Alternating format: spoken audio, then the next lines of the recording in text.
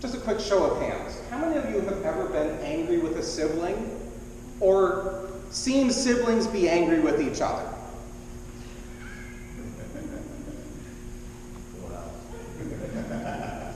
There are countless books, lists of 10 easy steps, pop culture gurus, documentaries, counselors, and any number of other resources exploring why siblings fight.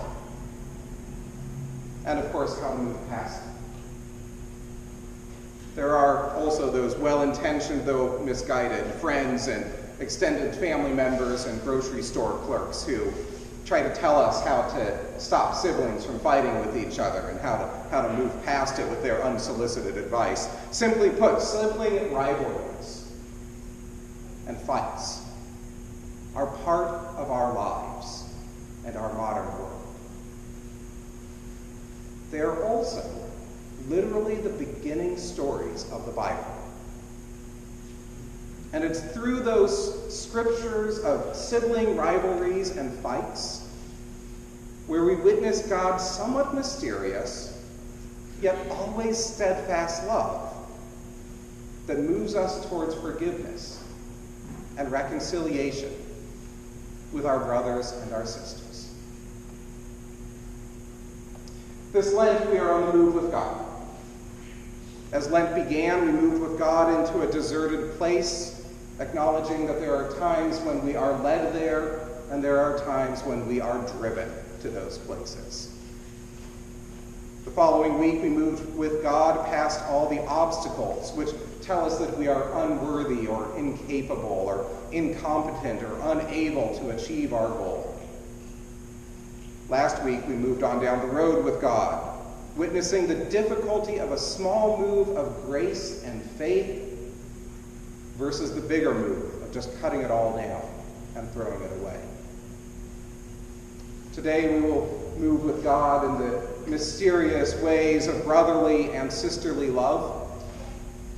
Next week, we'll discover how our sense of smell moves us forward with God. And then finally, on Palm Sunday, we will discover the chaos and the glory that comes with moving with animals and all creatures of our God and King. Through it all, this Lent, we are witnessing God's movement in the world and how that movement goes with us in our lives and our respective ministries. Through Jesus' Lenten journey, we are seeing how fear and reassurance, doubt and confidence, grief and celebration work through us and keep us on the move with God.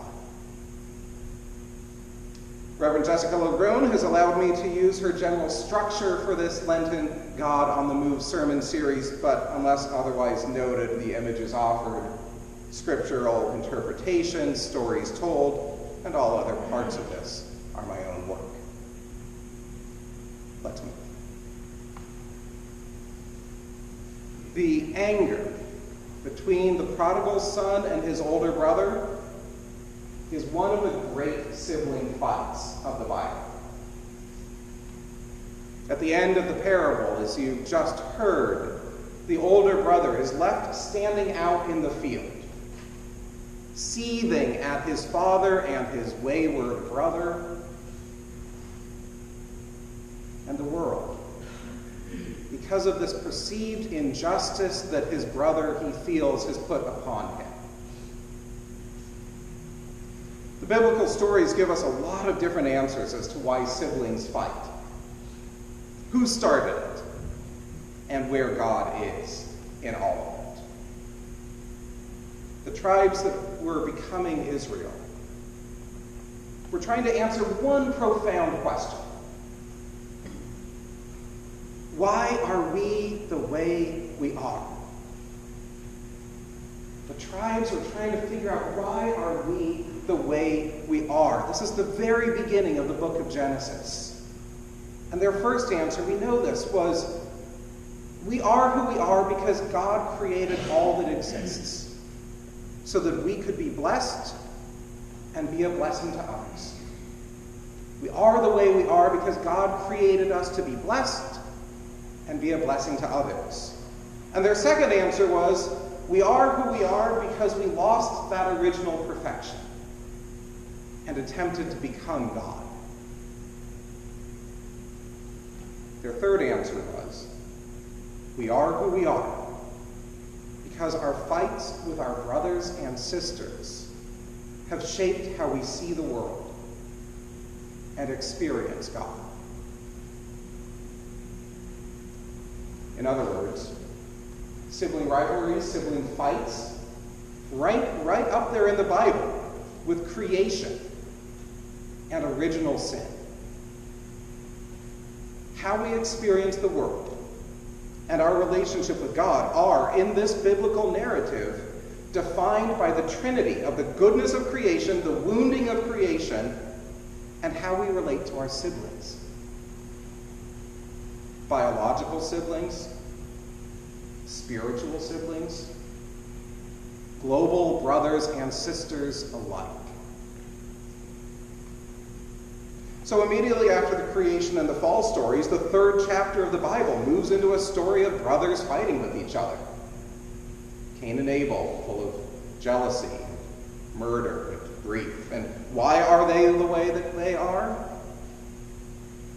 In this story, basically, God caused it. God preferred some people, it is said, and their offerings over other people and their gifts in this story.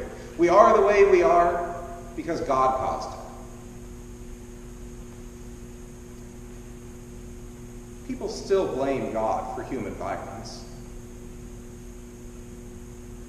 Mind you, it's just as inaccurate today as it was then, but it is still out there that everything that we do to each other is just God's fault. That rather unsatisfactory answer quickly moves into the next great sibling rivalry story, Jacob and Esau, who we are told were struggling in their mother's womb. Maybe God has predestined siblings to fight. It does feel that way sometimes, that I was predestined to fight with my sister.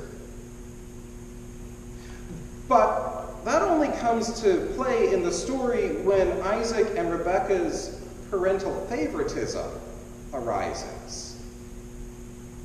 The fights only really become real when the parents show a preference for one over the other. Maybe we are the way we are because God predestined it, but parental favoritism caused it.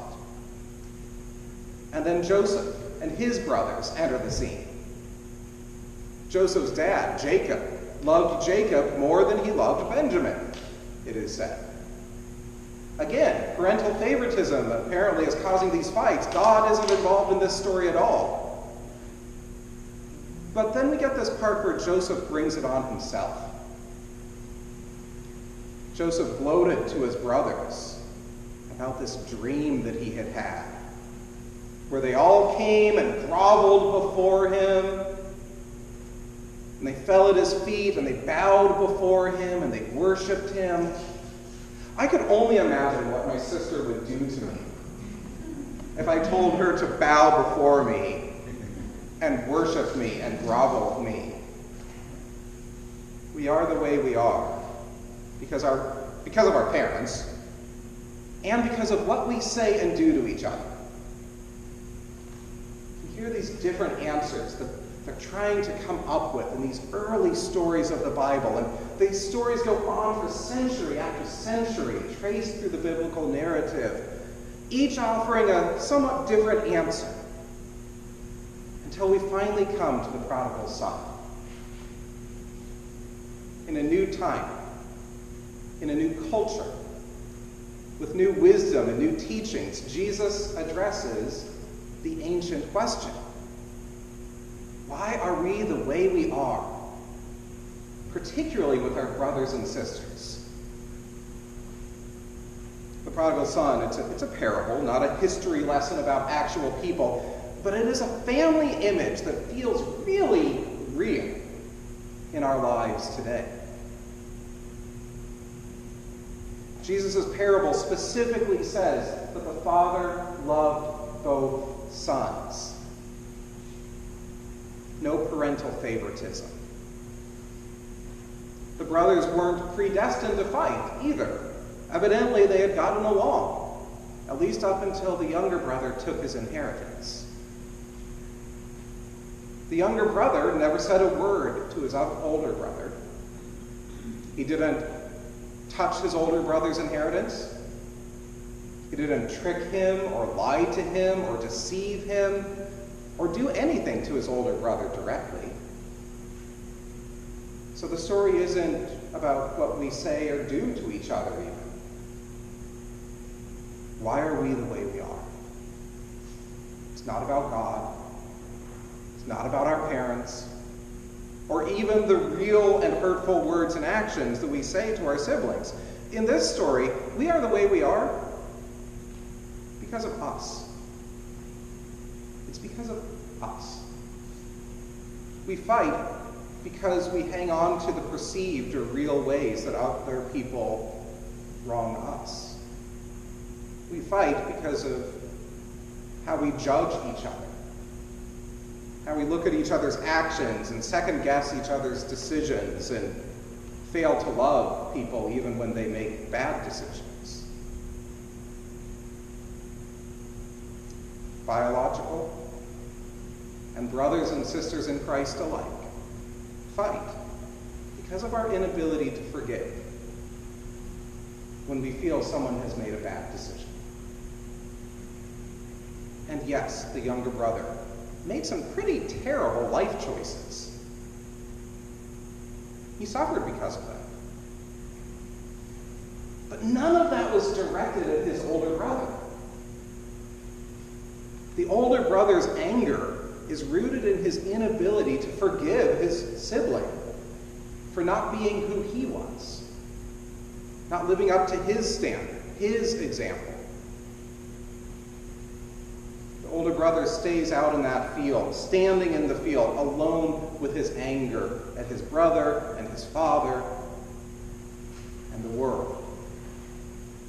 And that's about him. Which is a very different understanding or a very different presentation than how God shows up and is presented in this parable. Here we have a father who loves his son so much that he will allow him to fail. A father who knows that this is a terrible idea to take your inheritance, but loves him enough to let him fail. A father who loves his son so much that he knows that there comes a time when he can no longer protect his son from every harm, every broken heart, every bad choice, every missed opportunity. A father who loves his son so much that he sets him free in the world.